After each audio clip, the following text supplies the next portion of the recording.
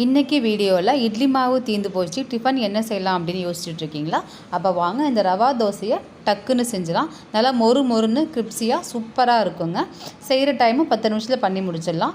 இது கார சட்னி சாம்பார் எப்படி எதுனாலும் ஓகேங்க. பாருங்கள், நல்லா சூப்பராக இருக்குல்ல. ஃப்ரெண்ட்ஸ் வணக்கம், நான் உங்கள் தோழி. Welcome to AK special.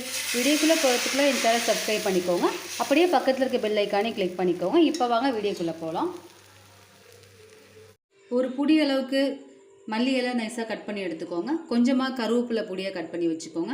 அதே மாதிரி 3 பச்சை மிளகா பொடியாக கட் பண்ணி வச்சுருக்கேன்.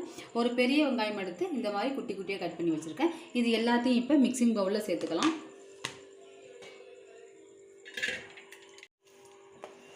இது எல்லாத்தையும் ஃபஸ்ட்டு சேர்த்துட்டு சுவைக்கேற்ப உப்பு சேர்த்துக்கோங்க. 1 ஸ்பூன் மிளகு சேர்த்துக்கோங்க. நான் வந்து மிளகை முழுசாக போட்டிருக்கேன். நீங்கள் வேணும் அப்படின்னா மிளகை உடச்சி சேர்த்துக்கோங்க. 1 ஸ்பூன் ஜீரகம் சேர்த்துக்கோங்க. இது எல்லாத்தையும் ஒரு குழிக்கரண்டி வச்சு நல்லா கலந்து விட்டுக்கோங்க.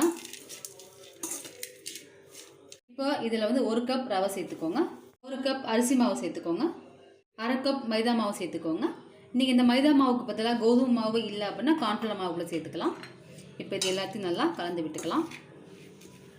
நான் அரிசி மாவு வந்து வெறும் பச்சரிசியை கழுவி காய வச்சு அரைச்சி வச்சுருக்கேன். அந்த அரிசி மாவு தான் சேர்த்துருக்கேன். நீங்களும் அதே மாதிரியே சேர்த்துக்கோங்க.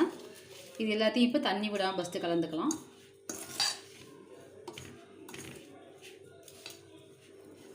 நான் எந்த கப்பில் ரவையெல்லாம் எடுத்தேனோ அதிலே 1 கப் அளவுக்கு தண்ணி சேர்த்துக்கிறேன் ஃபஸ்ட்டு. இப்போது இது நல்லா ஒரு முறை கலந்துக்கலாம். தண்ணியை மொத்தமாக விடாமல் கொஞ்சம் கொஞ்சமாக சேர்த்துக்கலாம். இப்போ நல்லா கலந்ததுக்கப்புறமா இன்னொரு கப்பு தண்ணி விட்டுக்கோங்க. அதையும் நல்லா கலந்துக்கோங்க. தண்ணியை நான் விட்ட மாதிரியே கொஞ்சம் கொஞ்சமாக விட்டுக்கோங்க. ஒரே தெரியா விட வேணாம். இப்போ நல்லா கலந்துட்டு இது அப்படியே ஒரு 15 நிமிஷம் மூடி போட்டு மூடி வச்சிடலாம். ரவை அப்போ தான் தண்ணியில் ஊறி நல்லா உப்பி வரும். அதுக்கப்புறமா நம்ம இன்னொரு கப்பு நம்ம தண்ணி சேர்த்துக்கலாம். இப்போ இதை மூடி வச்சிடலாம். 10 நிமிஷம் ஆகிடுச்சு. இப்போ பாருங்கள், நம்ம ஃபஸ்ட்டு கிண்ணப்போ மாவு தண்ணியாக இருந்துச்சு. இப்போ ரவை நல்லா ஊறிப்பு நல்லா உப்பி போய் வந்திருக்கு பாருங்கள். இப்போ நம்ம நார்மலாக தோசை ஊற்றுவோம் அந்த மாதிரி இது மாவு இருக்கக்கூடாதுங்க, கொஞ்சம் தண்ணியாக இருக்கணும். இப்போ இதுக்கு இன்னொரு கப்பு தண்ணி சேர்த்துக்கிறேன். நான் மொத்தமாக இதுக்கு 3 கப் அளவு தண்ணி சேர்த்துருக்கேன். இப்போ பாருங்கள், கரெக்டாக இருக்குது. ரொம்ப தண்ணியாகவும் இல்லாமல் ரொம்ப கெட்டியாகவும் இல்லாமல் இருக்குது. சரியான பதத்தில் இருக்குது. இப்போ நம்ம ஏற்கனவே உப்பு போட்டிருக்கோம். நீங்கள் தேவைப்பட்டால் உப்பு கொஞ்சம் டேஸ்ட் பார்த்துக்கோங்க. இப்போ இதை தோசையாக ஊற்றி எடுத்துக்கலாம். இப்போது தவா நல்லா சூடாக இருக்குது. நம்ம 1 கரண்டி மாவு எடுத்து இந்த மாதிரி போட்டுக்கலாம். நார்மல் தோசை ஊற்றுற மாதிரி இது தோசை ஊற்றக்கூடாதுங்க. கொஞ்சம் அங்கங்கே கொஞ்சம் கொஞ்சமாக கேப் இருக்கும். இப்படி தான் ஊற்றணும். இப்போ ஹை ஃப்ளேம்லேயே வச்சுக்கோங்க. இப்போ லைட்டாக மேலாப்பில் நல்லெண்ணெய் விட்டுக்கோங்க. நீங்கள் நெய் கூட சேர்த்துக்கலாம். நான் நல்லெண்ணெய் தான் சேர்த்துக்கிறேன். நல்லா வெந்து வருது பாருங்கள். நல்லா வெந்து சுற்றிலும் கோல்டு ப்ரௌன் கலர் வரும். அந்த நேரத்தில் நம்ம தோசையை எடுத்துடலாம்.